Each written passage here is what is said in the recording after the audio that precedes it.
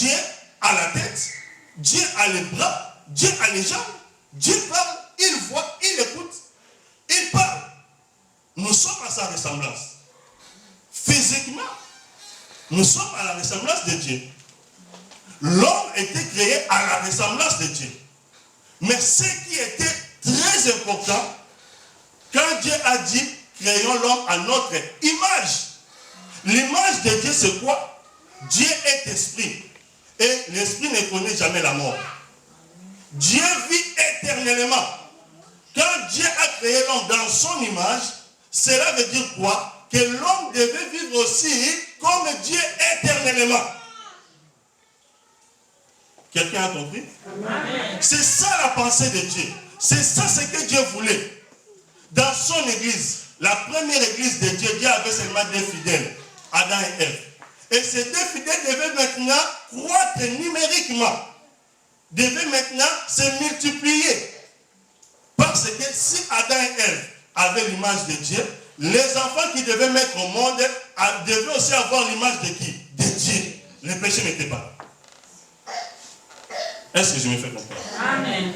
Alléluia. Amen. Donc voilà la pensée de Dieu dans le début de toutes choses. Vous allez comprendre même tout ce que nous faisons aujourd'hui. Jésus, quand on est venu lui parler des divorces, des mariages, tout ça, il a répondu aux Juifs, au commencement, ce n'était pas ainsi. Vous comprenez? Donc, cela veut dire quoi? Quand nous voulons comprendre Dieu, nous devons toujours retourner au commencement. En train de faire aujourd'hui, il y a des choses que les hommes ont ajoutées, il y a de la compréhension, il y a évitons ça, faisons ceci pour que ça soit comme ça. C'est pour cela que Moïse a donné même la lettre de divorce. Mais Jésus leur a dit au commencement. C'est-à-dire la pensée de Dieu, même ce monde, Dieu veut que nous retournons toujours au commencement. Nous devons vivre toujours comme au commencement. Alléluia. L'évolution va se faire dans le monde, mais auprès de Dieu, il n'y a pas d'évolution. Ce que Dieu a fait, ça reste toujours comme ça. Amen. Alléluia. Amen. Je croyais que vous étiez là. Amen. Ce que Dieu a fait ne connaît pas de changement, ne connaît jamais d'évolution. La mangue, depuis que Dieu a créé la mangue, reste toujours la mangue. Amen. Depuis que Dieu a créé l'eau, ça reste toujours l'eau. Il n'a jamais coloré ça. Dieu n'a jamais dit que le soleil est déjà usé, il faut donner à faire encore un autre soleil. Ça reste toujours comme ça. Donc ce que Dieu a créé même en nous, ça doit toujours rester comme ça. Dieu insiste toujours parce que Dieu ne fait pas... Quand il voit que je fais ça, ça ne marche pas, on me combat beaucoup, je dois changer de stratégie. Alléluia. Amen. Dieu ne change jamais de stratégie. Il reste toujours dans sa parole. C'est pour cela que quand Dieu promet à l'homme, à une personne la bénédiction, peu importe les combats, les vents, ce que Dieu t'avait promis, tu le verras toujours. Amen. Dieu ne change pas. Nous chantons Rabbi, ne change pas Rabbi. Ce que nous chantons, c'est vrai. Dieu ne change pas. Amen. Quand Dieu a créé Adam et Ève, il les a dit, soyez féconds, multipliez, remplissez la terre, tout ça. Le diable est venu maintenant. Lui aussi, il voulait aussi qu'il y ait, lui aussi, il voulait aussi dominer, régner sur un peuple. Malheureusement, il est capable de séduire, il est capable de chercher, mais il est incapable de créer lui-même. Le diable voulait aussi qu'il y ait des gens autour de lui, dans son église aussi, mais il était incapable de créer ses propres gens. Il est allé maintenant auprès de ce que Dieu avait créé, Adam et Ève, pour les séduire. Quand il les a séduits, c'est-à-dire le péché est entré dans la vie d'Adam et Ève, dans l'église de Dieu. Alléluia. Amen. Ces gens-là, Dieu les a créés à sa ressemblance et à son image. Ils ont perdu une chose et ils ont resté avec une chose. Qu'est-ce qu'ils ont perdu? Ils ont perdu l'image de Dieu, la vie éternelle. Alléluia. Amen. Mais nous sommes restés, Adam et Ève sont restés toujours à la ressemblance de Dieu. La tête, les bras, tout. À dans la ressemblance. Mais ils ont perdu l'image, parce que l'image de Dieu ne cohabite jamais avec le péché. Quand le péché est entré, l'image est sortie. Alléluia. L'image est rentrée auprès de Dieu. Dieu a récupéré son image. L'homme est resté maintenant avec la ressemblance. C'est comme une voiture qui n'a pas de moteur. Je me fais comprendre. C'est comme une voiture qui n'a pas de moteur. Là, je vais être clair que Dieu avait perdu l'humanité. Parce que les promesses que Dieu avait mises dans l'homme, il n'a pas retiré ça. Il les a dit, soyez féconds, multipliez-vous, remplissez la terre. Dieu n'a pas retiré ça. Il a retiré seulement son image. Et ces hommes-là, ils ont commencé à se multiplier, à remplir la terre, cependant, dans les péchés. Alléluia. Amen. Le diable a pris la possession. Le diable a utilisé la source, l'homme et la femme. Tous les enfants qu'Adam et Ève mettaient dans le monde, ils étaient toujours sous les péchés. Je me fais comprendre. Amen. Alléluia. Ils étaient tous dans les péchés. Même s'ils sont nés aujourd'hui, ils ne connaissent rien dans le monde, il est né dans les péchés parce que l'image de Dieu n'est plus là. Maintenant, comme Dieu avait perdu l'homme qu'il a créé, Dieu n'est pas quelqu'un qui baisse les bras. Dieu n'est pas un lâche. Dieu n'est pas quelqu'un qui se fatigue. Dieu reste toujours dans sa parole. Alléluia. Dieu, qu'est-ce qu'il avait fait? Si nous lisons Genèse 9, 1 à 7, je n'ai pas le temps de lire tout. Je vais parler seulement, vous allez visiter, voir ça après. Soyez comme des chrétiens libérés. Ce que je vous dis, allez vérifier ça. Dans Genèse, chapitre 9, verset 1 à 7, Dieu, qu'est-ce qu'il a fait? Il a détruit tous les hommes sur la terre. Pourquoi? Parce que ces hommes-là ne lui rendaient pas gloire. J'ai une question. Alléluia.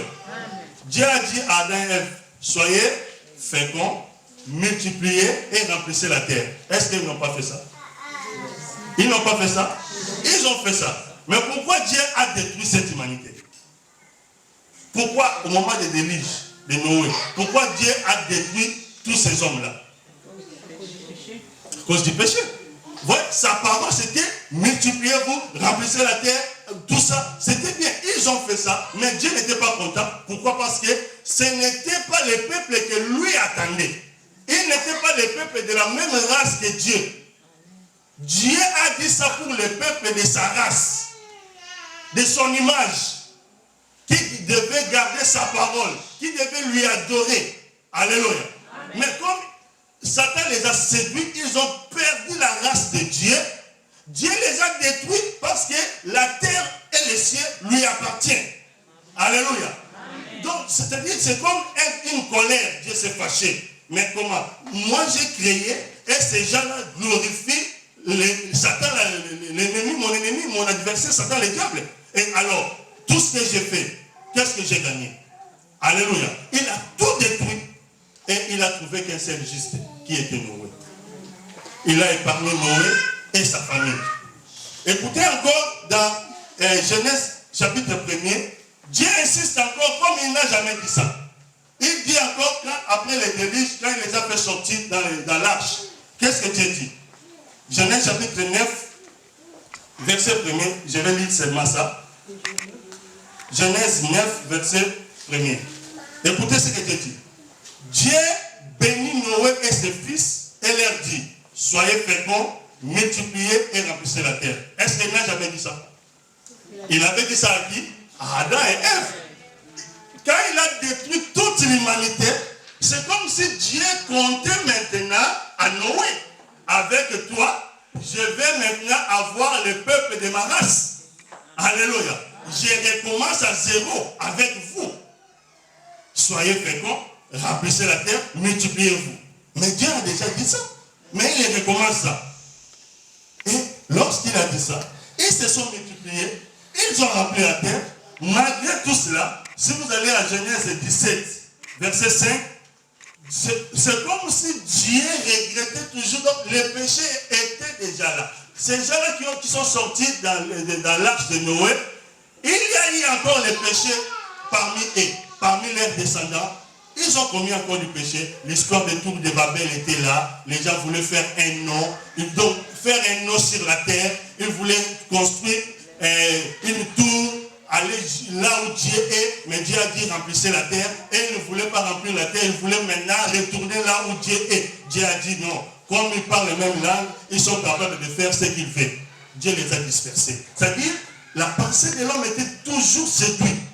Il y a eu toujours les péchés qui menaçaient l'homme. C'est comme si l'église de Dieu était divisée en deux. Quelque part, Satan règne, quelque part, Dieu aussi règne.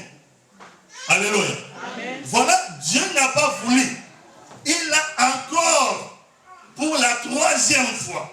Alléluia. Amen. Et donc, Dieu n'a pas changé sa parole. Il recommence toujours la parole du commencement. Il a choisi un homme. Dans Genèse 17. Genèse 12 d'abord, vous pouvez écrire Genèse 12, 1 à 2, et puis on va lire Genèse 17, 5. Genèse 17, verset 5. Écoutez ce que Dieu dit à Abraham quand il a choisi Abraham. On ne t'appellera plus Abraham, mais ton nom sera Abraham, car je te rends père d'une multitude de nations. Voyez, il y a toujours quoi? La croissance numérique. Dieu dit à Abraham, on ne t'appellera plus Abraham. Ça dit quelque part, Abraham, c'est un homme qui était stérile. Alléluia. Mais on t'appellera Abraham. Cela veut dire, tu es devenu maintenant fécond, capable de se produire. Donc Dieu, à ce moment-là, on ne parlait pas de la qualité. On ne parlait pas de croissance spirituelle. Dieu voyait d'abord le nombre. Dieu voulait vraiment que les peuples sur la terre, qu'on voit tout le monde sur la terre parler que de Dieu, adore que Dieu. C'était ça la vision de Dieu. Alléluia. Amen. Il recommence encore avec Abraham. Il a choisi seulement Abraham. Il a dit, tu seras le père de multitudes. Toutes les nations de la terre seront bénies en toi.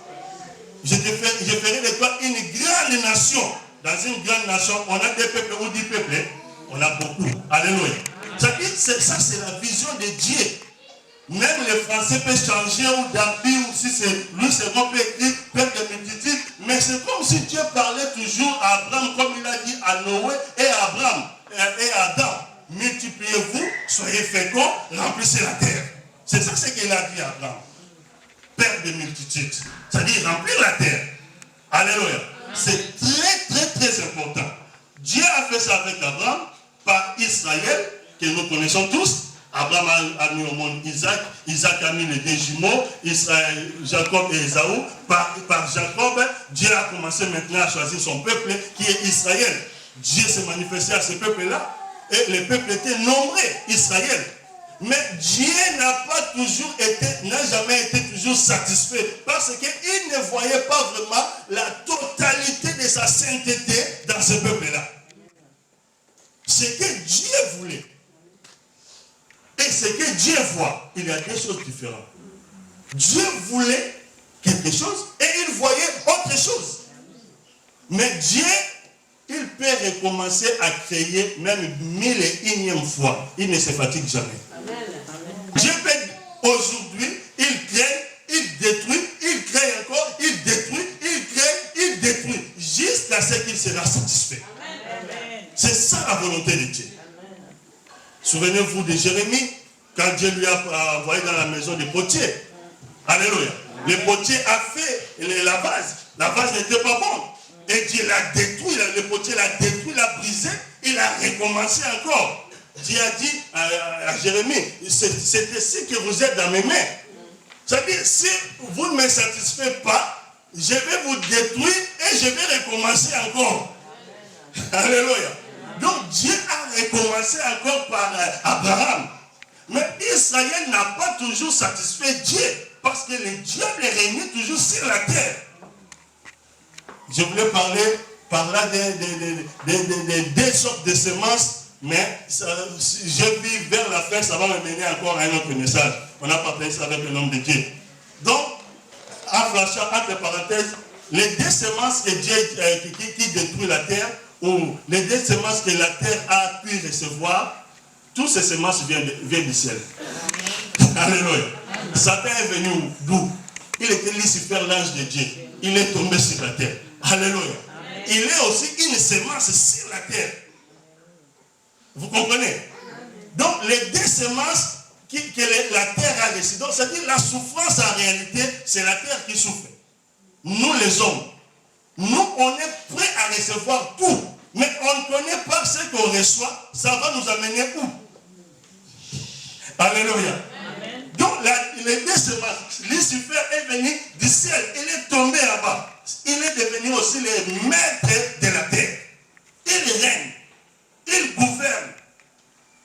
Et quand Dieu a perdu aussi, Israël n'était pas satisfait. Dieu maintenant, lui-même, parce qu'il insistait toujours, ce qu'il voulait, ça devait toujours s'accomplir. La Bible dit, car Dieu a tant aimé le monde. C'est-à-dire, Dieu nous a tellement aimés. Et Dieu avait une semence.